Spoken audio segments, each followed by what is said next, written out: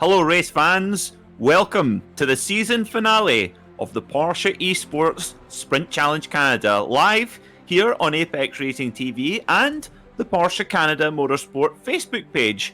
My name's Peter Mackay and I'm joined in the commentary box by my colleague Brian Delp, and in production we have Marco Barbanera bringing you these wonderful graphics and images. Brian, we really did miss you 2 weeks ago in the commentary box. It's great to have you back. How are you feeling and what are your predictions for this season finale of the Porsche Esports Sprint Challenge Canada? Thank you for that, Peter. I'm very happy to be back. I'm very excited for tonight. We have a very close points battle at the top. 9 points separating Brandon Hawken and William Levesque at the top of the points standing for what we know is that overall large prize of getting a track day, which every sim racer wants that opportunity to do. So I know that these two are going to lay everything on the line tonight, because all it takes is one slip up from one of them and the other one just walks away with the title. So these two are going to be pushing hard, but trying to keep the cars safe. Hawken definitely has the advantage with being 9 points ahead, but anything can happen at any moment here. Absolutely right, Brian, for sure. And for the eagle-eyed amongst you, you will notice that after our 2 rounds over in the United States, we're back on Canadian soil. We are here at the incredible circuit Gilles Villeneuve here in Montreal. And of course, Gilles Villeneuve, well, he won the first ever Formula One Grand Prix here back in 1978, and the circuit was renamed the Circuit Gilles Villeneuve in 1982 after the Ferrari driver's untimely death. But this circuit is a fitting tribute to one of the most exciting and gifted racing drivers ever, Gilles Villeneuve. And I think the natural talent that we've seen on show here from guys like Brandon Hawken, Brandon, he has no real world racing experience. He's never even driven a car on a track before, and he's been the standout driver all season long. So you talk about natural talent, that's something that Brandon Hawken seems to have in spades. Yeah, and he's been the class of the field. You can tell he's not really been put into much of a bind, but you know that if it's going to happen, it's going to be tonight. Just when you think that someone's going to have that easy run, they're going to get there on that final night. But Levesque's down in traffic right now in the practice times. He needs to pick up the pace to really have that opportunity, because he has to win this race and have Hawken finish somewhere back in the field. So Levesque is going to have to pick up the pace and put that pressure on Hawken. Yeah, we saw this 2 weeks ago, Brian, at Lime Rock Park, where Brandon Hawken qualified on pole position, but Levesque, up until the very last dying moments of qualifying, he was very far down the pack and just pulled it out at the last minute and was able to qualify in the top 5.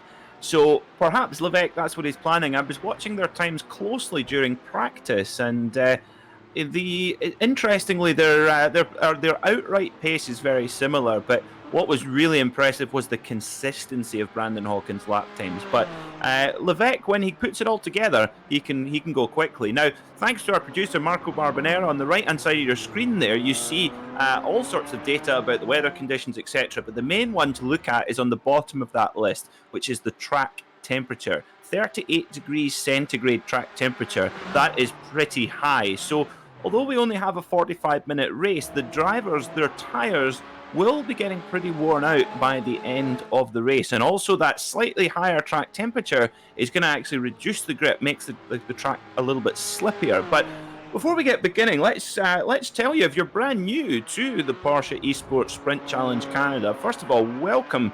It's a pleasure to have you here, and I can assure you, you are in for a treat of motor racing action tonight. So the season finale is today, and the series champion, the driver crown champion at the end of the race today, will win, thanks to Porsche Canada, a trip of a lifetime to Porsche Paradise, with a dinner, an overnight stay, and critically, a Porsche track experience. They also win a Porsche Motorsport jacket and 100 iRacing credits. So, and with lots of other great prizes for the runners up as well. So a huge opportunity on offer, and it's going to be an absolute privilege to watch these drivers go for it. Now, here at Circuit Gilles Villeneuve, it's obviously a street circuit, as you can see, so the margin for error is virtually zero. If you make even the slightest of mistake and just brush the wall, that can be your race over. And although Brandon Hawken has won 3 out of 3 so far, Levesque has been second 3 out of 3. So even the slightest mistake from Hawken could allow Levesque to pinch the championship at the last moment. So it's far, far from over here as we see. Look at that. Well, William Levesque, 1 minute 43.0. And, well, that's just what that is. Classic William Levesque. He comes in very relaxed, very, very laid back. He was one of the last drivers to come into practice, and then, boom, puts it on provisional pole position with just 4.5 minutes to go. Yeah, I just did a gasp myself when I saw him jump up to the top of the pylon there. He put it down, like you mentioned, to those last little bit. He's 5 minutes left in qualifying. If Hawken's going out now, it seems like to try to get that pole position back. And really, Hawken, if he can run in second, should still be able to pull out the win for the championship. But I'm sure Hawken wants that win, as every racer does. You just have that drive to go out there and win every race, and Hawken wants that clean sweep. That would be quite something, because remember, the drivers that we have in this field, all of the drivers here, apart from 1 or 2 wildcards, which we'll talk about in a moment, all of the drivers in this field had to qualify for just 30 grid slots in this series. So these are the fastest sim racers anywhere in Canada, and many of the drivers in the race here race in the real world. For example, Sam Fellows, who races with FAF Motorsports as well, and a number of others in the field do as well. For example, Matt Corrins races in the Canadian Touring Car Championship. So there's a lot of real world racers here too, but on the sim, those skills are absolutely transferable. As we see Brandon Hawken, is that Brandon Hawken? Or is it? No, sorry, it's the 41 of Craig Anderson. We'll talk about him in a moment. But yes, 30 drivers qualifying for their grid slot here. And what we've seen throughout the championship is incredibly close lap times as well. So if you even so slightly off it, well, it can mean disaster. And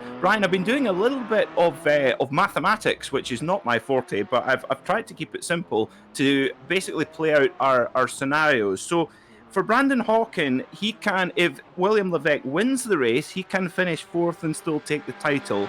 If Levesque is 2nd, he can finish 5th. And if Levesque finishes 3rd, he can finish 6th, and so on. I've got a few others written down. So just one slight mistake and it could go either way. And also Matt Corrins, he's not out of it either. Yeah, and again, I think it's going to come down to that consistency, really, we talked about all season long. Hawken, I think, has proven himself to be a little bit more consistent. We saw at the opening round that Levesque had some trouble as the race went on with the consistency. He might have tightened that up by now, but these guys, as we see the cars bouncing around, it's going to come down to being consistent, not getting on that gas too early and losing the car, because like you mentioned, one slip up and this championship can be handed to the other driver. Yeah, you're absolutely right. And although this circuit is most well known for the Formula One World Championship, who have been coming here for many years, Porsche being Porsche, they still have wins at this circuit in the real world in sport cars. In fact, back in 2007, RJ Valentine and Andy Lally won the 400 kilometers of Montreal in the Grand Am Championship in a Porsche 997 GT3. And I can't imagine what 400 kilometers around here would be like. Tiring would be one description. But also the Porsche GT3 Challenge Canada comes to Montreal once a year as well, and it was actually Roman De Angelis who won at Montreal last year in his 911 GT3. But today we are using the little brother of the 911 GT3. We're using the 718 Cayman GT4, which is a wonderful little racing car, mid-engined, 3.8 litres with 425 horsepower,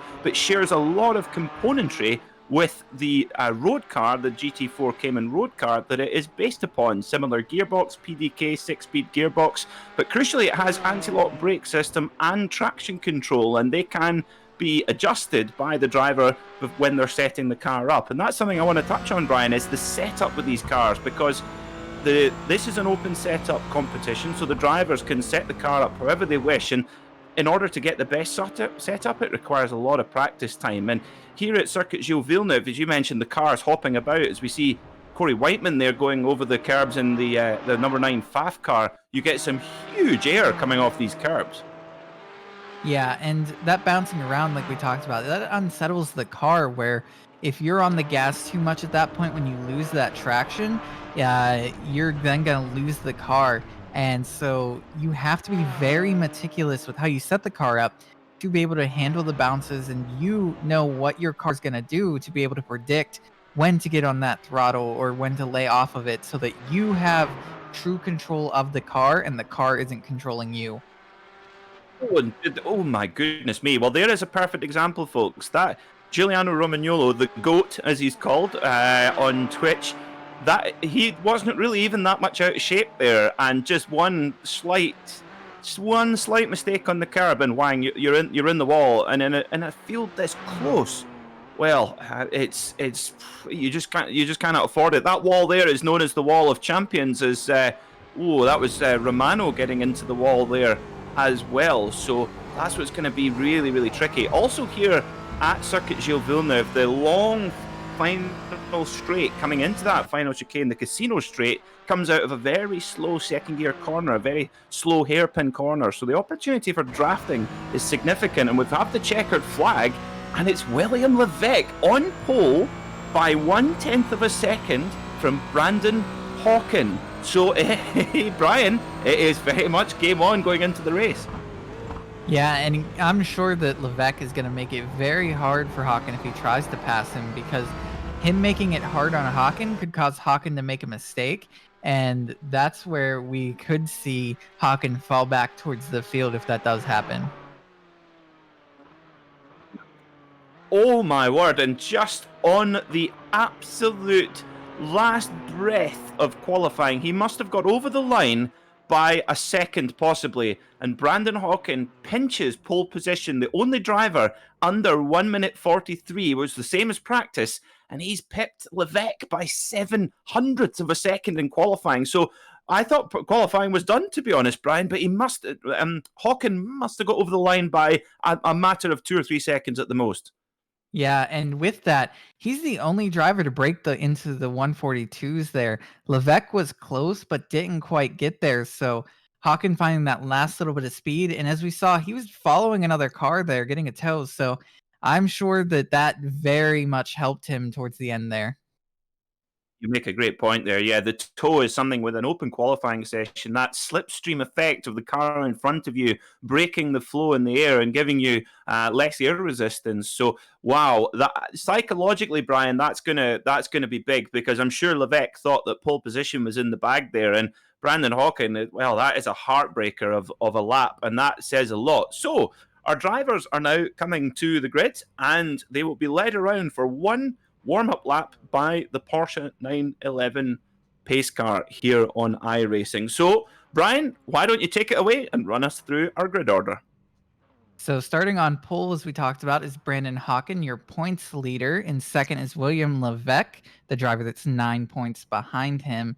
Third is James David. Fourth is Corey Whiteman. Fifth, Giuliano Romagnolo. Sixth is James Walker. Seventh is Giovanni Romano. Eighth is Mike Dam. Ninth, Nathan Bartley. 10th is Eric Bourdois. 11th is Ian Gagnon Renaud. 12th is Brody Gobble. 13th is Mac Corrins. 14th is Evan Lean. 15th, Sebastian Ianita. 16th, Chris Trickett. 17th, Sam Fellows. 18th is Stephen Workup.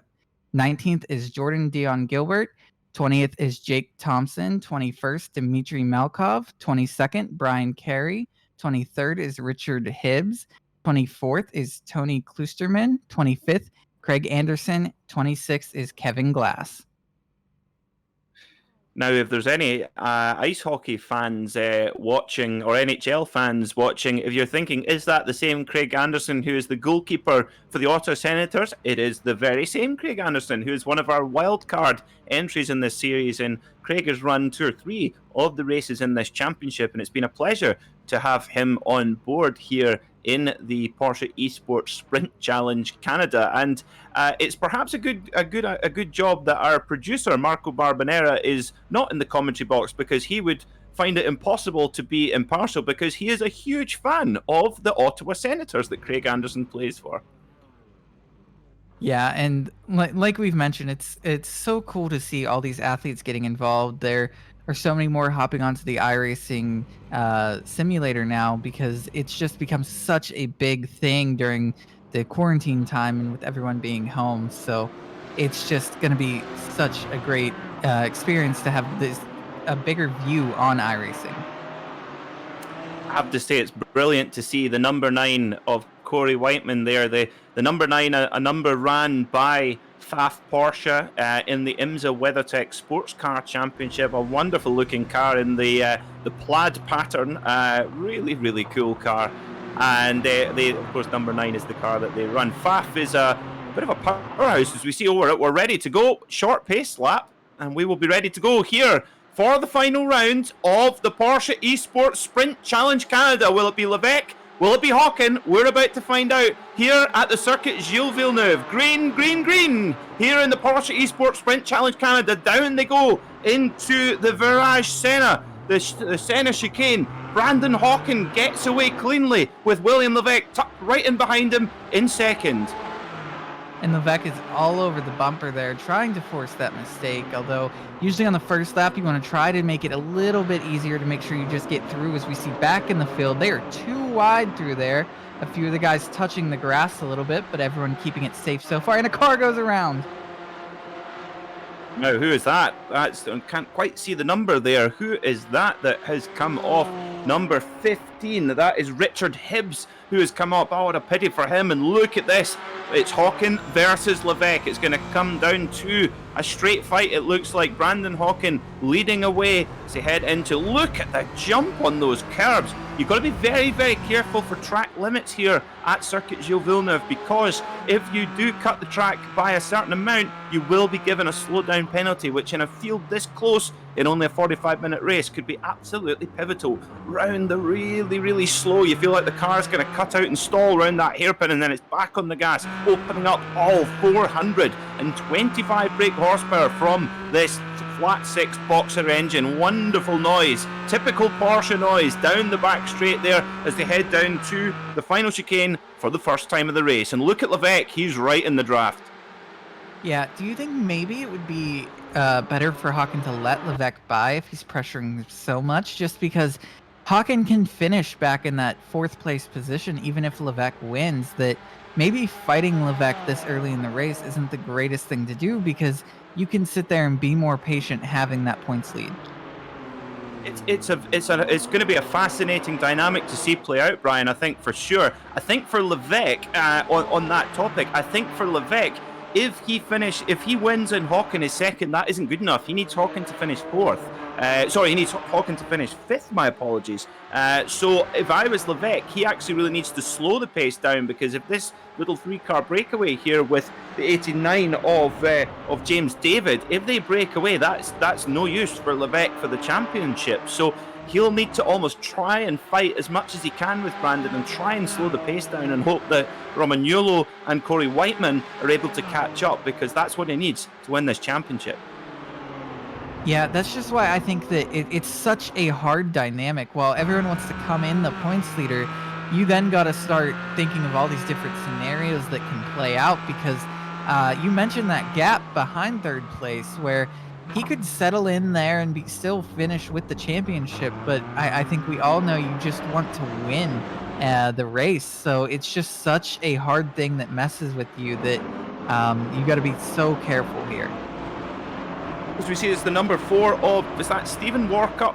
I think it might be, who's had a little bit of just gassing it up coming out of the hairpin, and he's had a spin into the wall. So let's get a replay of that, thanks to our producer Marco Barbanera. So coming in there on the brakes, and yeah, looks like that's Matt Corrins, who's quite far down for the 42, so that's not good for the championship ambitions of Matt Corrins in the 42 machine, so perhaps didn't qualify well. And wow, look at that lap time straight out the gate. First proper flying lap, 1 minute 43.4 for Hawken. And I was watching his times in practice, and he was the only driver that could run that pace consistently. Yeah, and we see that gap starting to open up to Levesque here. So Hawken, while we were talking about maybe letting Levesque through and kind of settling in, he's instead decided that he's going to push hard, and we see another car around there. That's the 121 of Tony Kloosterman having some problems and being sideways on track. Get a replay here.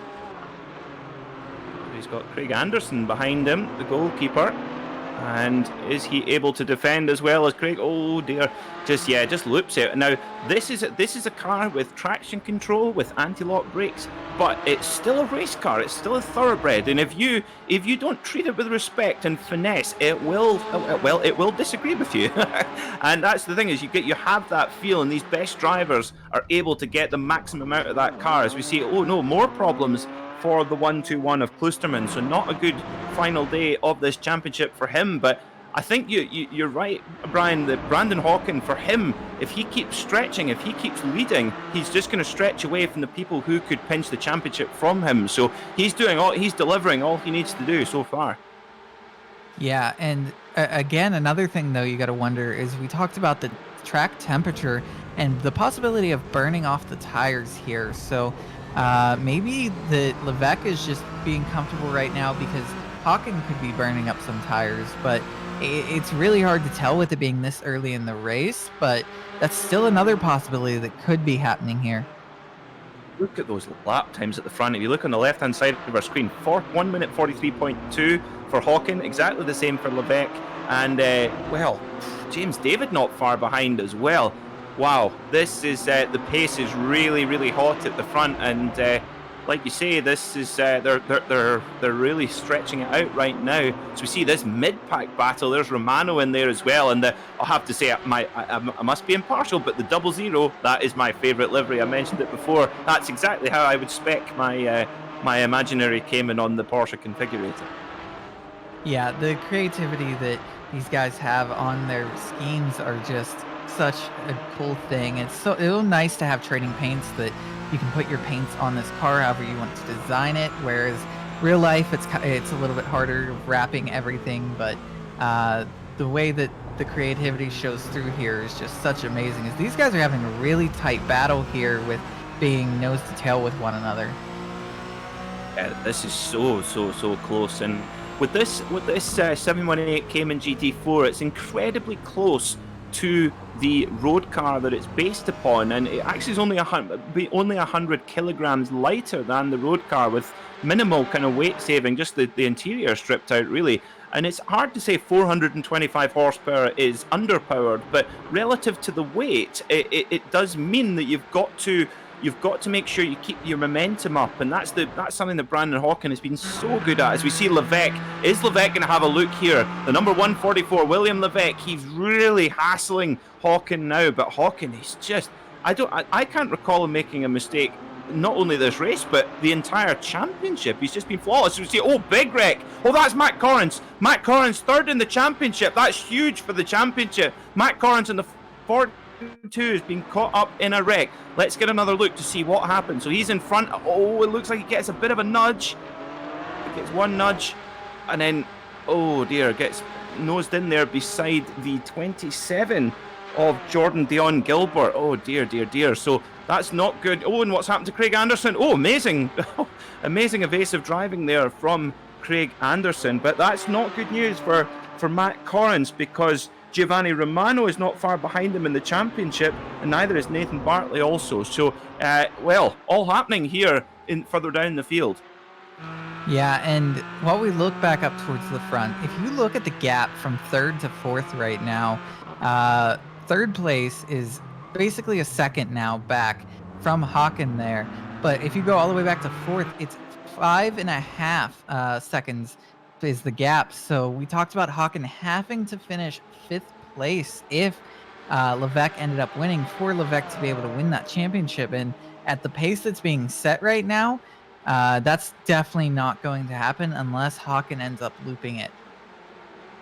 Yeah, that's I'd love to know. I just wish there was such a way to be inside the driver's head right now. What is going through Brandon Hawken's mind? Is he going, right, I'm just going to push really hard and try and stretch the field as best I can? And of course, if you're pushing hard, you're taking more risks. As we see, oh, we're riding on board here with Giuliano Romagnolo, the GOAT, right behind Corey Whiteman in the Pfaff Porsche. Oh, Romagnolo has a little look, but just backs out of it at the last moment. Whiteman gives him room, though, very polite indeed. And Romagnolo, well, he says, oh, they're very polite indeed, thank you very much. I'll just take the inside line here, critical inside line here, heading into the first chicane. And so Romagnolo takes it, moves up to 4th spot.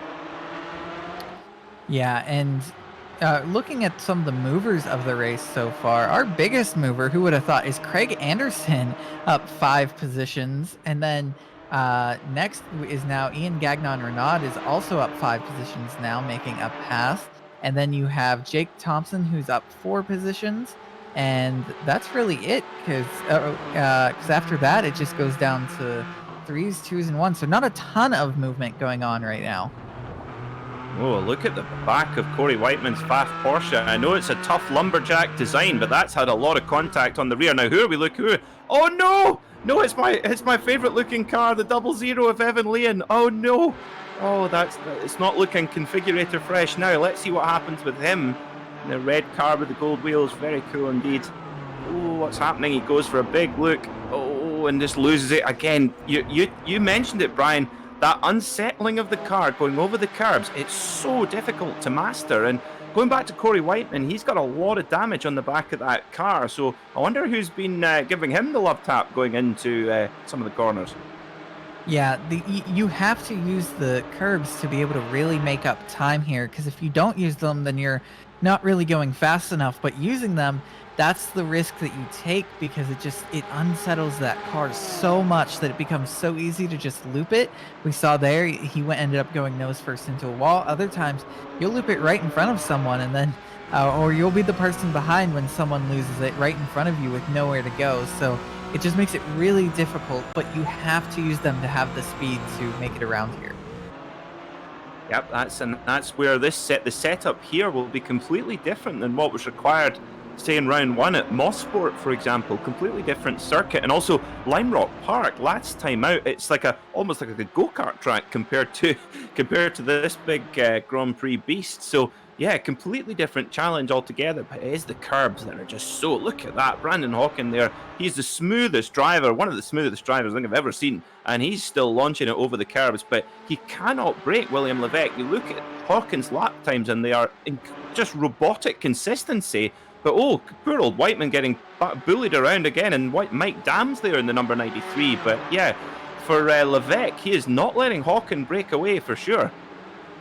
Yeah, he's been staying right there, but they've been pulling away from James David in 3rd place now even. So for Levesque, he needs Hawken, like we keep mentioning, to finish in 5th place if he wins, but they're pulling away from everyone with the pace they're setting. So he needs a miracle to happen to Hawken if that's going to happen.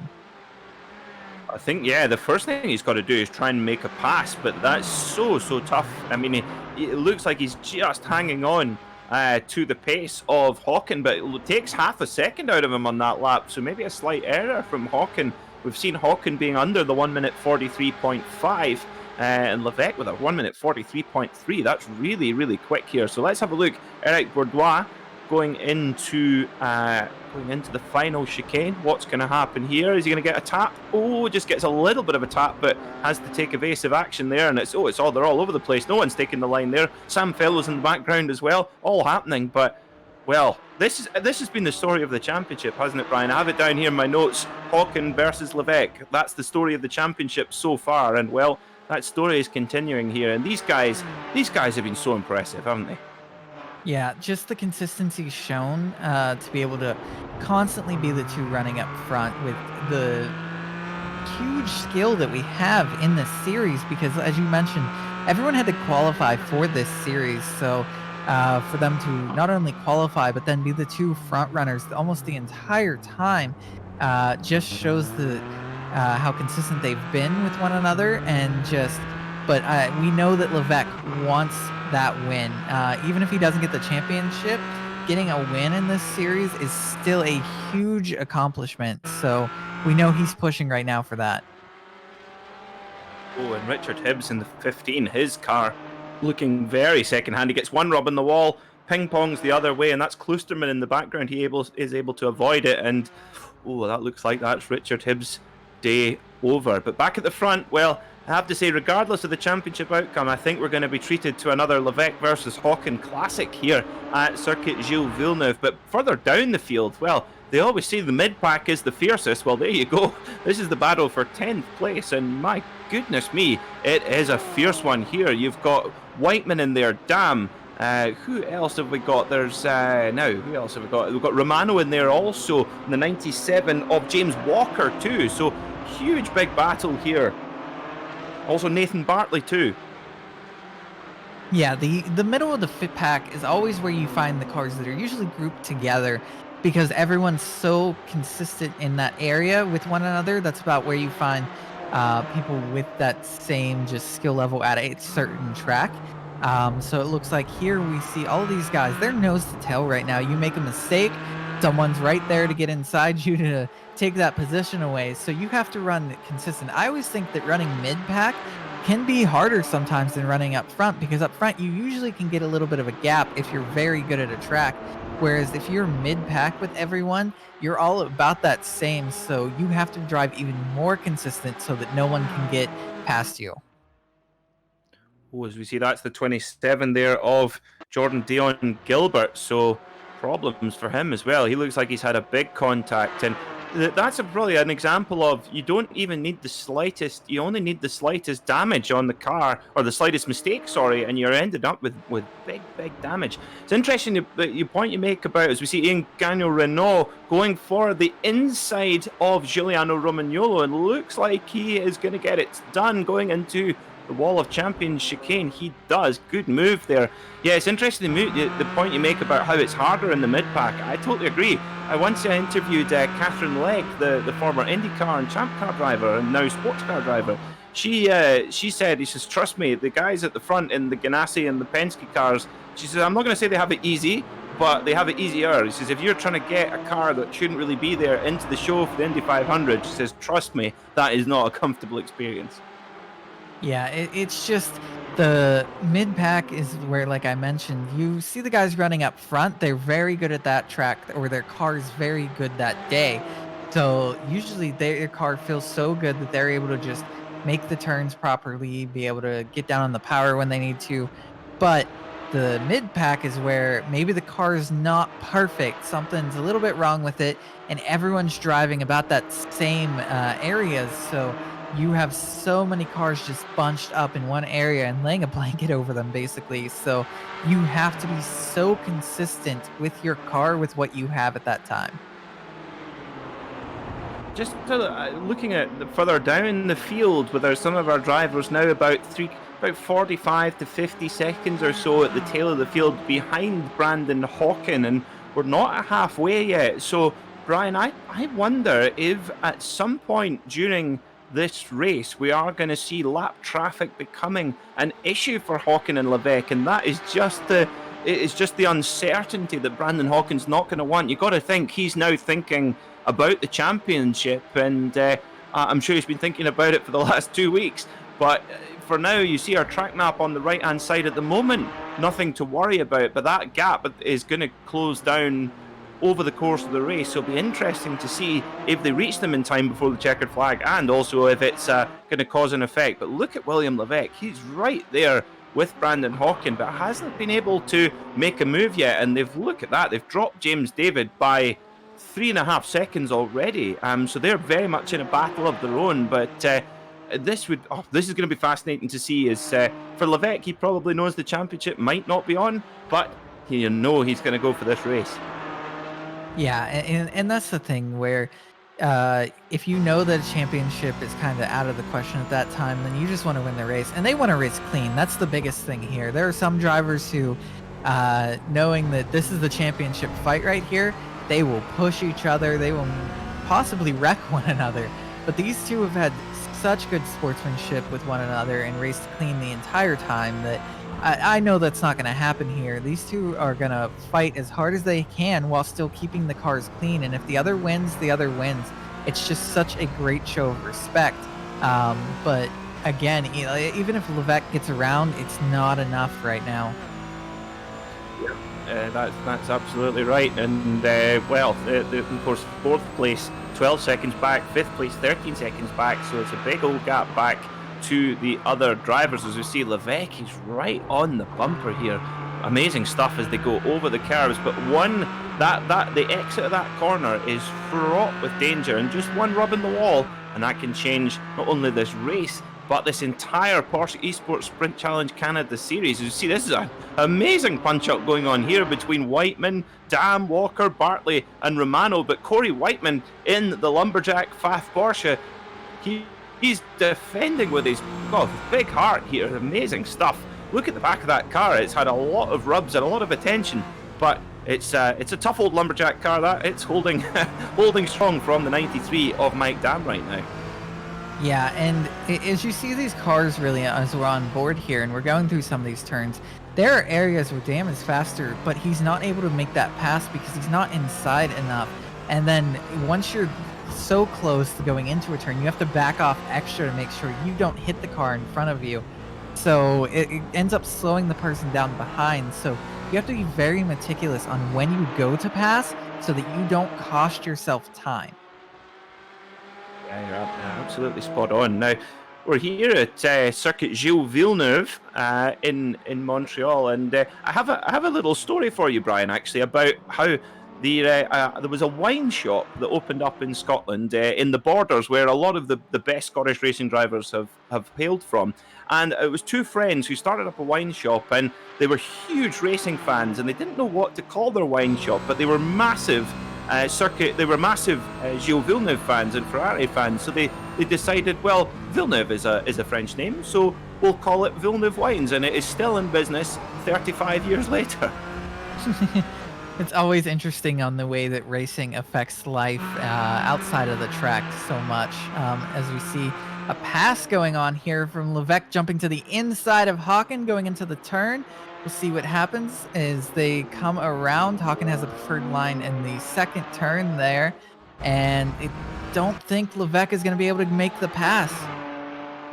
Oh, they're side by side though, and Hawken had amazing presence of mind there. He actually cut wide when he saw Levesque going up inside. He gave him the room, knowing that he was likely to maybe not pull it down to the apex, and then got the cut back perfectly. But I think that is the cork well and truly popped out the bottle now. I think will open the floodgates for more moves from Levesque, and that will have just upset Brandon Hawkins' rhythm a little bit. And now I think we've seen them follow one another for 20 minutes or so for about half the race, but this is going to be a long 25 minutes now for Brandon Hawkins trying to get this championship done with a very excited William Levesque chasing him down.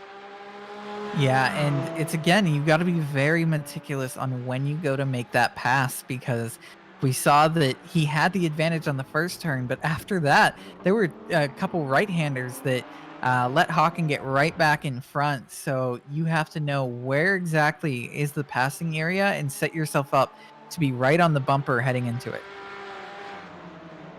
I have to say, you talk about how clean the driving and the respect between the drivers. Brandon Hawken, normally in a lot of races with a huge drafting opportunity like you see here, going down the Casino straight, as we see a very unhappy goat there on the side of... oh, what's happened here? Oh my goodness me. Something has happened there at the Wall of Champions, and Levesque has had to tuck back in behind Hawken, and Hawken's got damage on the rear quarter panel. Let's have a look at this then. So, Hawken is a good stretch ahead. I mean, a good 2 or 3 car lengths at least, and then Levesque closes up huge on the brakes. Oh, and they make contact. Oh my word. Now, and look at that respect. Levesque allows Hawken to retake the position rather than charging forward. That, ladies and gentlemen, is fantastic sportsmanship here in the Porsche Esports Sprint Challenge Canada. But a bit of an error there from William Levesque, you've got to say, really, because, well, he was a long way back there. It's not a mistake you see him making very often. Yeah, I think maybe he sees that that's an area where he can get through better than Hawken, and was trying to make up as much time as possible there and get through there as quickly as he could. And it's just Hawken was maybe taking it a bit slower. You don't really know what was happening there, because we see that Levesque does make it through clean after tapping Hawken. So it's one of those tough things where maybe it's a different line for them and different braking points. So We'll have to see if that happens again as the race progresses, but I'm sure that Levesque's probably going to be more careful as this goes on. Yeah, it's an interesting one there. Very, very interesting. You see Bartley defending from Romano in the 337 machine. Well, it's as we say, the corks come out the bottle. It certainly has here in the Porsche Esports Sprint Challenge Canada. And I suspect that Brandon Hawken, he prefers the slightly earlier on the brakes and carry more speed through the chicane there at the end. Then Levesque prefers the hard on the brakes and chuck it in and then try and gas it out of the corner. So you're spot on, Brian. For sure, they're approaching that corner in quite a different way. And when you're trying to make that final move, Levesque appears to have the advantage on the brakes. And I'd love to know what Brandon Hawkins' car feels like right now. Is that damage causing any effect? It looks like it's relatively minor. But I tell you what, also, Brandon Hawkins was really lucky not to get turned round completely there. Just where they made contact on the quarter panel, that can spin the car so easily. Yeah, I think the biggest thing and the smartest thing there was we saw him end up going straight afterwards, and that's just such great race awareness to be able to, instead of trying to still make that turn, because if he still was trying to make that turn there, then he would have been turned straight across Levesque's nose. But instead, he went straight through. He didn't make the turn at all, so he definitely got a slowdown from it, but it's better that than having the car get turned straight into a wall and possibly picking up a ton more damage. So very good race awareness coming from Brandon Hawken there.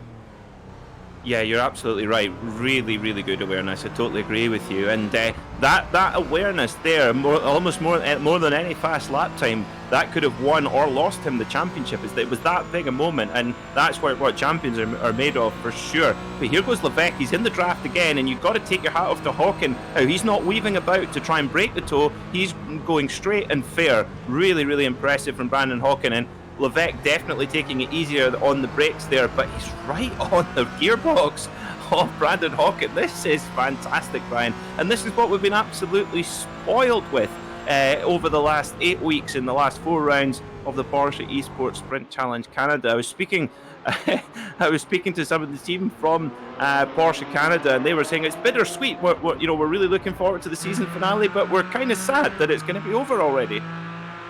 Yeah, it's been such great racing throughout the entire field because all of these guys are such great racers, and putting on the show that they have been for everyone is just so amazing to see. And I'm sure that they can all feel very proud when this is over at the racing they were able to put on. And probably, again, a little bit of sad that it's over because once you get used to something, it's so much fun to be able to look forward to it and get ready for that race day. And then the race comes and to put all your energy into it. It's just so amazing for sim racers. Yeah, it absolutely is. And if you're watching on the Porsche Motorsport Canada Facebook page, hello, how are we doing? Now, we want to hear from you in the comments. Who are you cheering for here? Are you cheering for Hawken or are you cheering for Levesque? We'd love to hear from you. And see, I hope you're enjoying this broadcast. We certainly are up here in the commentary box. And I tell you what, Brian, this is, I think, the closest Levesque has been coming out of the hairpin. He's got a slightly better run. He's in the draft. He pulls out of the draft quite early. He obviously feels he's got enough of a run. Is he going to stick it up the inside? He does. Hawken lets him go. Hawken definitely lets him go. Doesn't want to challenge it. And Levesque moves into the lead here in the final round of the Porsche Esports Sprint Challenge Canada. Yeah, and we saw there that Levesque does take that very much harder than Hawken does. He just shoots through there, whereas Hawken's a little bit more careful.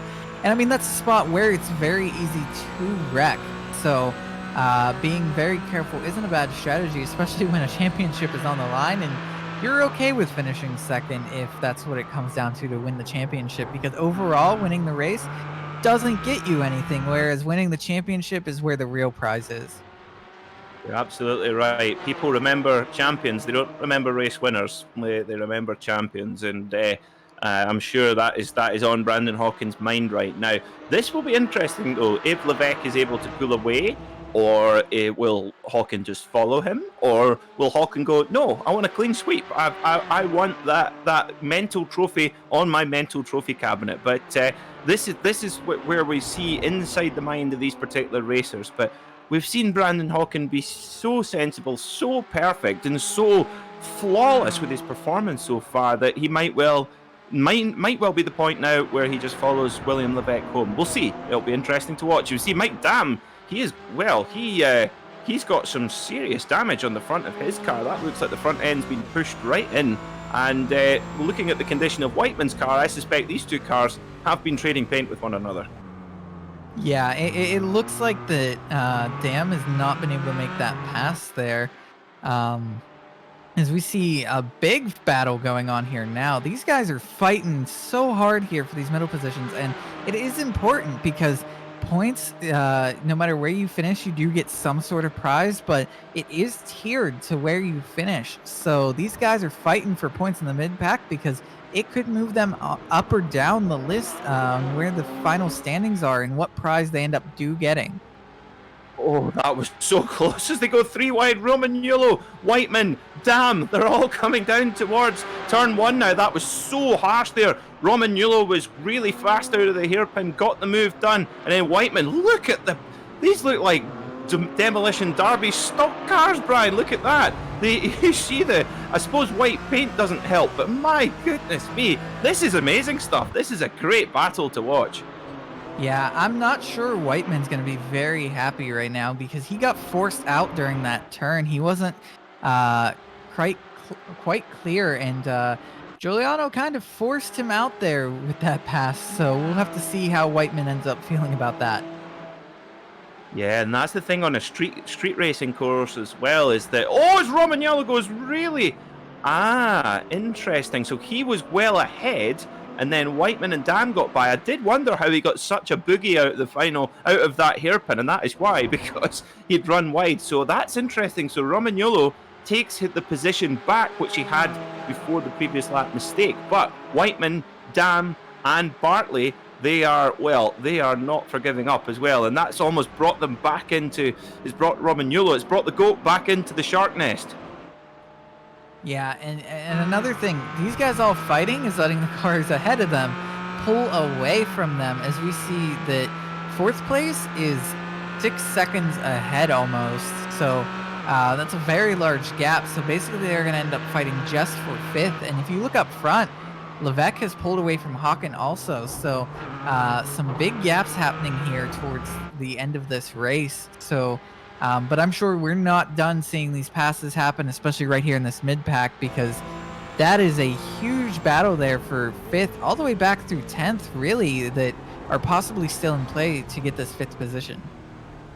Yeah, these cars are well and truly battered and bruised, and we saw Corey Whiteman in the Pfaff Porsche there in the number 9 car rubbing the wall again, coming out of the final hairpin. So look, he's lost his right-hand rear-view mirror as well. It's a good job that these are left-hand drive cars, because we can still see in the left-hand mirror. I don't know if Romagnolo, he's certainly lost his left-hand mirror. Has he lost his right one as well? Yes. So maybe that's perfect for streamlining on the back straight anyway for Romagnolo. He's got no side mirrors left. Good job he's still got his rear-view mirror as well. Oh, this is a real punch-up here, Brian, between these guys. Yeah, everyone seems to have some sort of damage throughout here, so these guys, while beating and banging, have still kept it clean, though, to where none of them are wrecked out. So credit to all of them for that, because we all know that in racing there is rubbing. It happens. These guys have been able to keep it going straight and putting on a great show for us right now. They absolutely have, and we saw there, thanks to our producer Marco, the track temperature still rising. It was 38 degrees centigrade at the beginning of the race. Now it's up to 40 degrees centigrade, so that's going to make the track really greasy and really uncomfortable to drive on, and that grip's going to fall away. And that gap between Levesque and Hawken now just hovering around 9/10 of a second or so. Lap time's fairly steady there. Hawken just going back faster again, but for Hawken, this is exactly where he needs to be right now, and you've got to think he's got to be thinking about getting this championship done. As Romagnolo gets a slowdown penalty, I think. He saw him tapping the brakes there, and he's had to look at all the cars he's had to let through. So Romagnolo, number 5, the GOAT, well, he's really going to have to battle hard now. Yeah, and it's what we talked about. One little mistake, and you're all the way back to 10th here with how close these guys were. And You mentioned it before how if you go cut the corner too much over one of these curbs, you can get that slowdown penalty.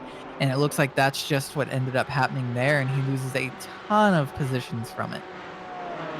Yeah, and it's just you couldn't even tell from the naked eye there. I just thought, oh, he looks like he's gone through that chicane quite well, and then just that tiniest cut of the course can make such a big difference. But William Levesque, well, this is fantastic to see the driver of the 144 car. He's come second at Mosport. He's come second at Watkins Glen. He came second at Lime Rock Park. But today, this is an opportunity for him to claim a race win here in the Porsche Esports Sprint Challenge Canada, the inaugural Porsche Esports Sprint Challenge Canada, and what a resounding success it's been. I hope you guys have enjoyed watching it as much as we have broadcasting and commentating on it. And I have to say, it's a good job that this little 718 GT4 Cayman is the first ever production race car to have body panels made from natural fibre composite material, because a lot of them are going to need replaced after the end of this race in this mid-pack. Yeah, there's a lot of bent-in parts here. As we see Whiteman here leading the pack in fifth, Damon second still, with Walker there in seventh. So these guys are really close for this mid-pack battle for fifth. And like we mentioned, it's about a second from fifth all the way back to 11th, roughly. So these guys are close, and we saw a cut of the corner. You fall all the way back. At the same point, someone gets inside you, you could get freight trained with another person being right there also. So you really have to manage your car in these turns well for the next 10 minutes. Just saw the blue and white car there in 13th place of Sam Fellows, the number 35, 31 seconds back from the leader. Now, to give you an impression of just how good Sam is a real-world racing driver. He races with Porsches in Canada. And, you know, a lot of the sponsors on there, Pelodi Shoes, that's one of his sponsors, and beautiful Italian driving shoes. And you'll see Faf on there as well, Faf Porsche as well. Now, Sam has won the last two races in the Racing Edge Sim Racing Series, which is an incredibly competitive championship. But here he's in 13th, and I think that shows you just how high a standard of driver all the way down the field we've got here in the Porsche Esports Sprint Challenge Canada. As you see, Corey Whiteman holding off Mike Dam for now, but they come into the final corner. And I have to say, Brian, Corey Whiteman has really impressed me in that Faf Porsche today, because he's been taking punches from all directions. Yeah, he's had a lot of pressure on him, and to be able to not make a mistake, hold his position, even when others are making it a little bit difficult for him. As we've seen, they went 3 wide at one point. So he's just been able to keep it consistent, keep calm, and just put the car where it needs to go. And we see, almost a little bump there from Mike Dam going into that turn. So it's close, but he's still not given anything to anyone behind him. Yeah, and all the while, Giuliano Romagnolo, he's having to make up for lost time. And while these guys battle, that'll give him the opportunity to try and recover after that incredibly costly slowdown penalty. So, just an update on Craig Anderson, our Ottawa Senators goalie. He's in 22nd place right now, so just on the outskirts of the top 20. So great to see him out here running with us in the Porsche Esports Sprint Challenge Canada. But William Levesque, well, what a drive from him. Just got pipped at the very dying moment by Brandon Hawken for pole position. He followed him closely for a number of laps for most of the race, and now he is out front, leading by 1.7 seconds. And, but back in the mid-pack, though, look at Whiteman. He's having to really defend hard from Mike Dam behind him in the 93.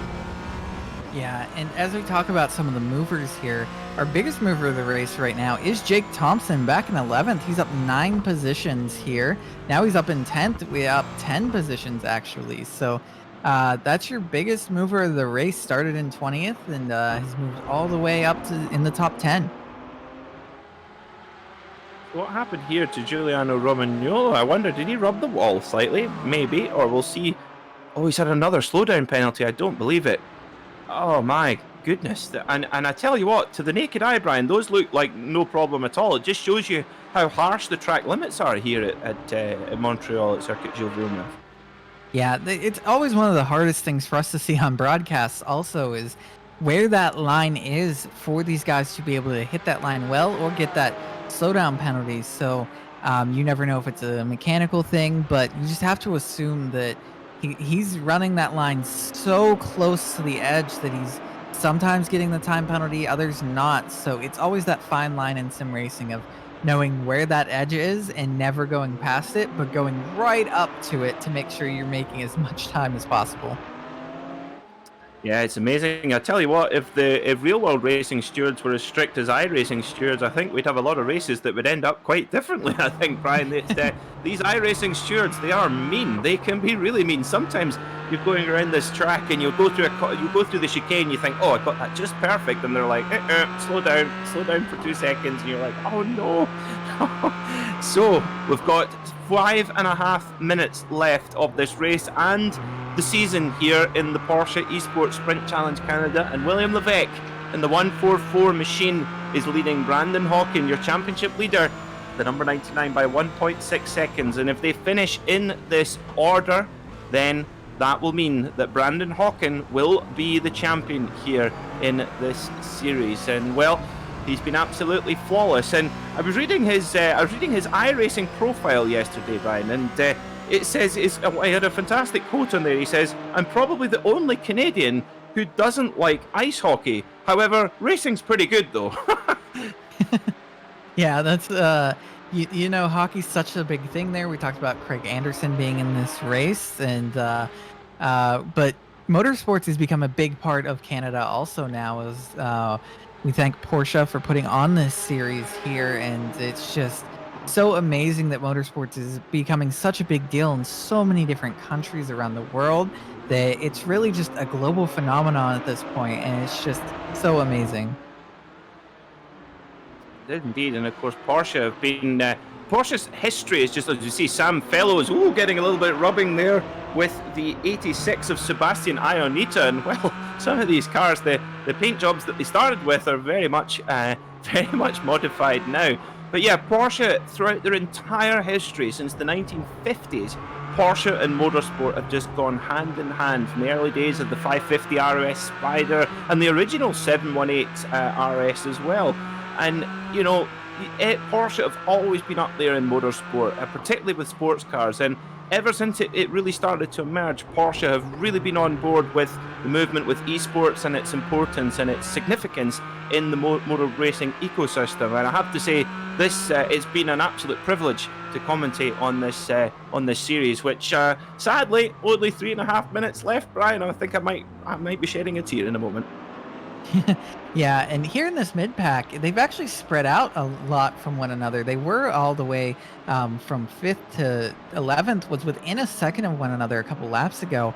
And now that's spread out to where it's not quite as much as we see 11th place over 3 seconds back from 5th place now. So it's not quite as close as it was, but you still know that one little time penalty and you could still lose a bunch of positions here in the final laps. I have to say, I can't say enough just how impressive Corey Whiteman has been here. I can't stress enough just how good Mike Dam in that 93 car is. He's so consistent. He hardly ever makes mistakes. We see him in the Rick Motec series here in Apex Racing TV, and he's always there at the front. And funny enough, he drives this car in that particular series, and so he knows the car really, really well. And Corey Whiteman's keeping him behind all the time, and that must be pretty scary. I mean, for me, I'm not a racing driver, that's why, but he must be looking in his mirror going, oh my goodness me, there's a big train coming up behind me, but he is not flinching. He's been so impressive. Yeah, you have to be able to have that demeanor to just put it all behind you. You have to just think, you're on this track alone, you're just running your race, not worrying about any of the pressure behind you. We talk about people who mirror drive all the time, and how you shouldn't mirror drive, because looking in that mirror can give you so much anxiety seeing someone creep up on you. It's one of the hardest things to do, to put that out of your thought, but it's something that those top racers can do, because if you're staring constantly in your rear view mirror, worrying about who's coming up to you, how close they are, things like that, you're not really going to be hitting your line the way you need to, and Whiteman's been able to do that all race. So it'll be interesting to see where our drivers, this very, very close to see as we see, oh no, that's Ionita getting a slowed down penalty, is it? No, it's Levesque! Levesque's been given a slowdown. Look at that. Brandon Hawkins gone by. Oh my goodness me. I'm sorry, viewers, for that mistake there. Levesque has been given a slowdown penalty and Brandon Hawkins has gone by from a 2-second lead. Oh, it's the final chicane. I don't believe it. I do not believe it, but it'd be interesting to know if they took the white flag or not. Have they taken the white flag, Brian? Can you tell? They haven't. The next lap after this. So we'll have 2 laps to go then here at Circuit Gilles Villeneuve, and I don't believe it. Poor old William Levesque, leading by 2 seconds, makes the slightest error going through the chicane, and that has given him a slowdown penalty. So let's get a look. This is a great shot here, going up above high, and let's see what happens here as he heads into the final chicane, and let's see what the reason for the penalty was. So, marginal. Oh my goodness me, and that would have popped up on his screen, and he immediately comes out the gas, and Brandon Hawkins, well, I bet he's got a smile on his face right now. Yeah, we talked about it before, about that chicane, about we saw that's been an issue all race, and so he just cut a little too far. And earlier when Levesque was behind Hawkins, we saw Levesque's taking that so much harder than Hawkins was that a simple mistake like that could happen easily. And it's just something that, again, that fine line of getting in there and getting really fast times or stepping over it and getting that time penalty. So. And there you are then. Brandon Hawkins is your winner. It was the last lap. Brandon Hawkins is your winner of the Porsche Esports Sprint Challenge Canada with a clean sweep of 4 victories from 4 in this series. But William Levesque, my salute you, sir. You pushed Brandon Hawkins all the way. Another 2nd place finish as we see Corey Whiteman gets in the top 5 in the final race as well, with Mike Dam chasing him all the way to the line. And look at that gaggle of cars behind them. But Brandon Hawkins, what can you say? The number 99, he's never been on a circuit before.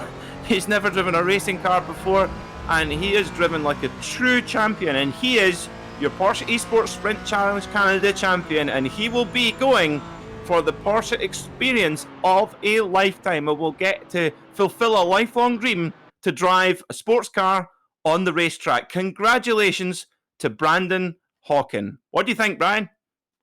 I mean, that is a championship battle that we were hoping to see when the series started. It came down to those final laps there a little bit. We knew the championship was still going to go to Hawkins, but the top 2 points leaders just battling it out even at the end for the race win, and just a little mistake from Levesque. And we talked about Hawkins and his consistency throughout the entire series, at every race, just using that consistency to be able to take that lead away when Levesque made that mistake to get the slowdown penalty. So just a great job by Hawkins, great job by Levesque, and all the rest of the drivers throughout the entire field for the great racing they put on for us this entire series. Yep, I couldn't agree with you more, Brian. All of these drivers have given us an absolute privilege to commentate, to watch this. I hope you guys have all enjoyed watching it on Apex Racing TV on YouTube, and also on the Porsche Motorsport Canada Facebook page. These drivers have put on quite the show. And I have to say, Brian, you mentioned Brandon Hawkins' consistency. I think that's, not only his electrifying pace, but the fact that he can just do that electrifying pace 100 out of 100 times. It's extraordinary. I don't remember him getting a mark on his car, apart from getting that little bump from Levesque, which is no fault of his own. But he's barely been off track in all 4 races. So, that's, let me think, what's that, 3 hours of racing, and he's just not put a foot wrong. And, a thoroughly deserved champion. So here's Brandon Hawkins. He's going to come onto the start-finish straight, and he will need to switch off the traction control system if he fancies a little victory donut. Now he looks like he's thinking about it. Come on, Brandon, go for a big donut. Or is he? He's got on the grass. I think he's going to go for it, Brian. Here he goes then. Where you go. Brandon Hawkins is your champion. He gets it into doing the donuts. Oh, look at that. Stylish from Brandon Hawkins. He is your Porsche Esports Sprint Challenge Canada champion. What a drive.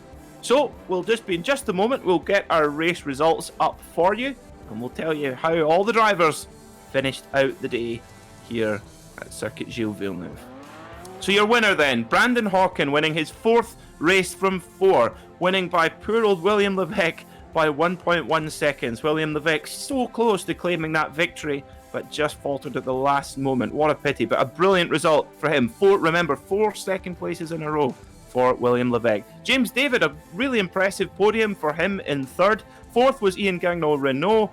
Fifth, Corey Whiteman in the Pfaff Motorsports tartan plaid car. Really, really good drive from him. Mike Dam in sixth, alongside James Walker in seventh. Nathan Bartley eighth. Giovanni Romano in ninth, and Jake Thompson in 10th, charging up the field. Giuliano Romagnolo in the number 5 car. Well, what an eventful race for him, but some brilliant speed out there.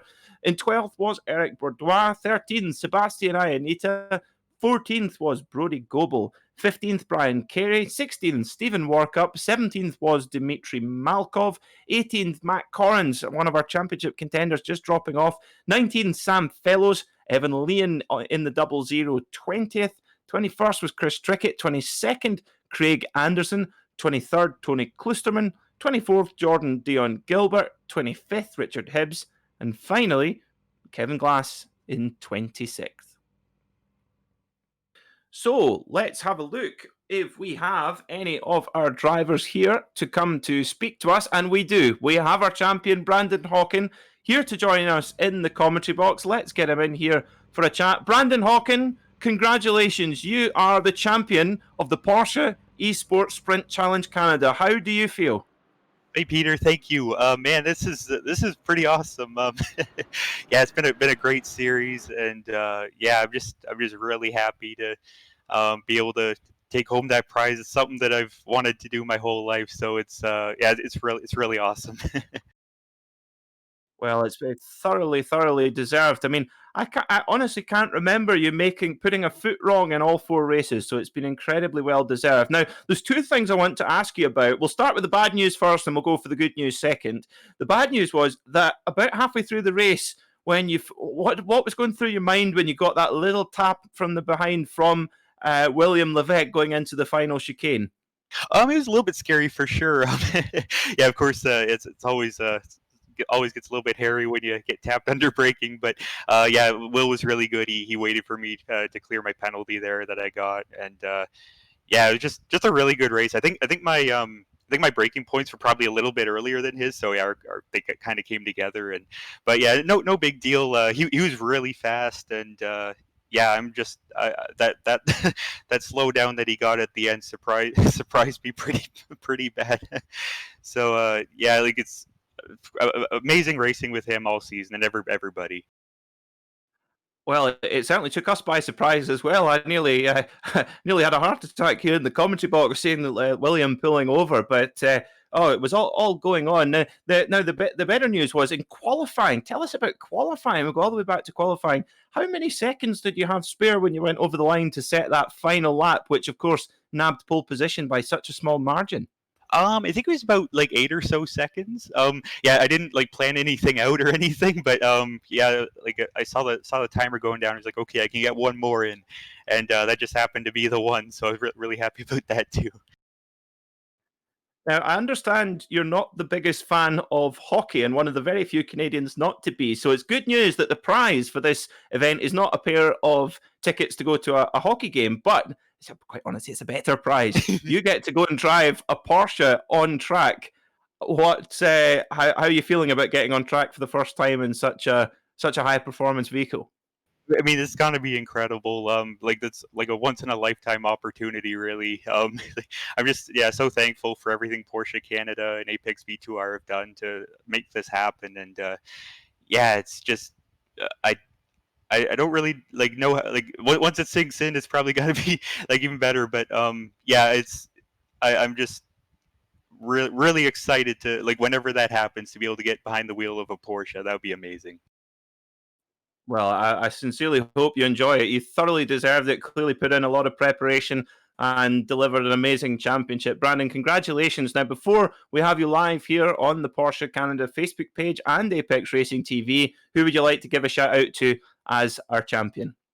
Oh, I'd just like to thank everybody who put this together: Porsche Motorsport Canada, Apex V2R, like everybody that sets this thing up, all of our competitors. It was a really great hard fought season, especially Will there. He's like he did such a good job. And yeah, just I'm really happy, and yeah, hopefully something like this can happen again too, because it was a lot of fun just getting like a whole group of Canadians together. And yeah, it was just a really great time, and thank you guys in the booth as well. It's been great. Oh no, it's been our pleasure. Brandon, congratulations. Go and enjoy yourself. Go and enjoy the win. And hopefully we'll see you again very soon here on Apex Racing TV. Thanks, guys. So that was your champion then, Brandon Hawken, and I believe our valiant runner-up, William Levesque, is with my colleague, Brian Delp. Hey, William. Great race there, coming home in second place. A couple of big moments starting from the beginning of the race there. As we dive into those, you were on pole up until a couple seconds left of qualifying, where you eventually got knocked off by Brandon Hawken. What was your thought going into the race with him taking over that pole position in the last couple seconds? Well, right at the end, I was 2 tenths up on my lap, and then for some reason we had a race briefing right at the end. Not sure why, and it made me jump so hard, lost all concentration. So end of the lap was really bad. And yeah, obviously Brandon was gonna improve right at the end, right? So, but yeah, the start of the race, I mean, it was all right. I think the top three there with James, we gapped the other guys pretty quickly. James hit the wall at some point in the race, not too hard, but enough to lose some straight line speed, and then that meant that me and Brandon would check out. Uh, as for big moments, I guess you mean the one where I almost killed Brandon going into the last chicane. Uh, yeah, I guess I could break a bit later in the chicanes, it seemed like, and I think this time he was maybe a bit more cautious, and I was a bit less cautious, so we kind of met in the middle. And yeah, he avoided partly, and then he had to cut the chicane, so I just let him pass after he got his slowdown cleared. And then after that, he basically let me pass. I think his straight line speed was a bit worse than mine after that, the tiniest of touch. Great iRacing damage model right there, but it is what it is. And then after that, I decided to get the slowdown on the last lap, pretty much in the last chicane. So that's why I ended up slowing way down. Not sure why I got the slowdown. Well, I mean, I know why, but it was a little bit, annoying, I guess. But it is what it is. Well, after all of that, you showed a ton of great sportsmanship with how you handled everything. You still come away with a second place position and second place in the championship. How are you feeling overall after everything? I really want to win a race or something at some point. I've been finishing second in the past, like probably over 10 races now overall throughout all the series I've been doing so far in the past few months.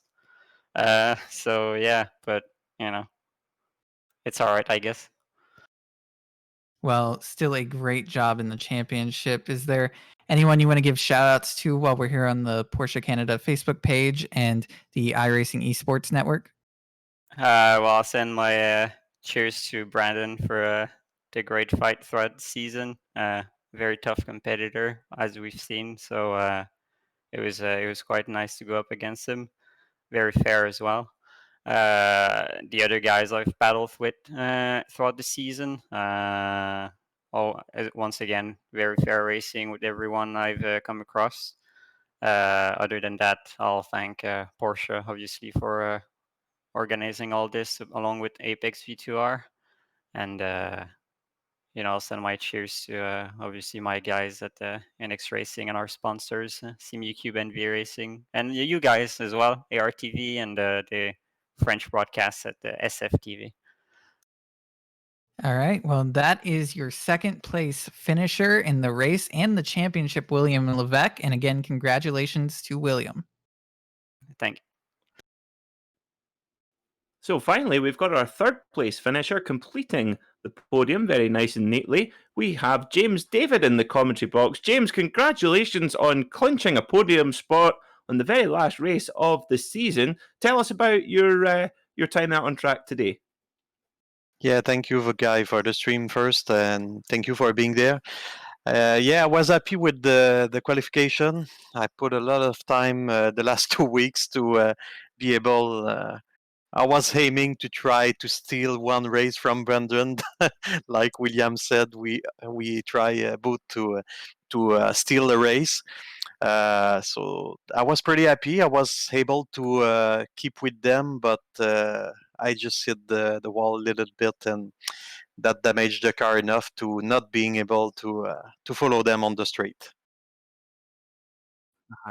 The circuit here at Circuit Gilles Villeneuve, it's so unforgiving, and we saw so many drivers getting slowdown penalties for the chicanes and things like that. Was that something that was a challenge for you as well, going around this track? Yeah, for sure. The two chicane are very difficult to get 45 minutes without having a slowdown. So I was aiming just to not get the slowdown, but I hit the wall. Something that didn't happen in all my practice lap. I didn't do that, so I was pretty. Disappoint with that after that is was like a challenge to keep my third position. I was looking at Jordan behind me. The car was slow on the straight, so i'm I'm happy anyway to have kept the third spot, but disappointed the way I made that mistake. All my fault there. But that was an amazing championship. I have to say that Brandon and William are very fast, so I'm pretty happy to be able to get the pace in the last two races. I was able to barely fight with them. Oh, you should be very proud of yourself because you're right. They are scary fast. So well done.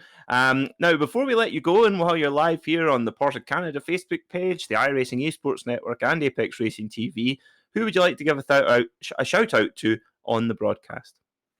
Yeah, I want to thank Porsche Canada, like everyone else say, Apex 2VR, and my team, Davidson Motorsport. They are watching and hoping I can win this race. So I thank them for following me, and everyone on the Slice Sim Racing also. That there's a lot of people that was watching this to see William and me and other Quebecers.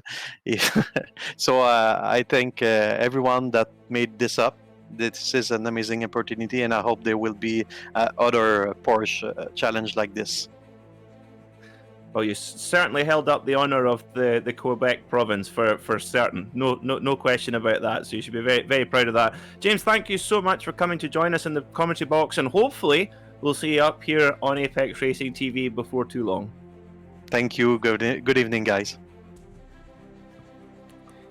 So that is about all we have time for here in the Porsche Esports Sprint Challenge Canada. It's been an incredible season across 4 classic circuits with some incredible talent on show. And Brandon Hawken, very much the deserving champion with 4 wins from 4, but certainly had to earn every single one. Brian, your final thoughts before we sign off on this incredible series?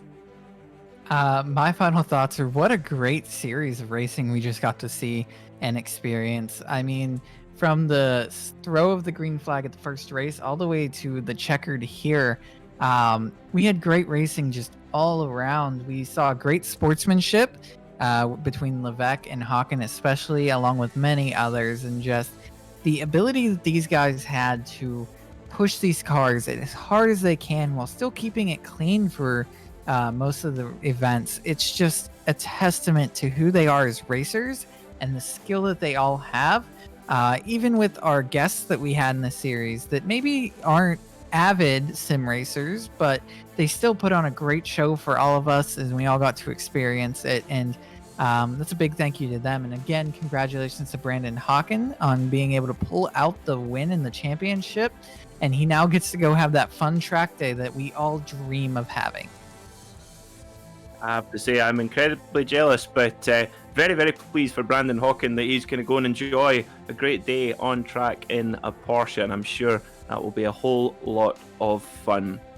Just leaves me now to say thank you so much to everyone who's tuned in, not only to this race, but the entire season here on the Porsche Esports Sprint Challenge Canada. If you've been watching on the Porsche Canada Facebook page or on Apex Racing TV or even the iRacing Esports Network, thank you so much for tuning in. We really appreciate it. and sincerely hope that you have enjoyed it. For more information, you can visit www.porsche.ca to find out more about this series and upcoming events. And we look forward to seeing you again here very soon on Apex Racing TV. Thanks for watching.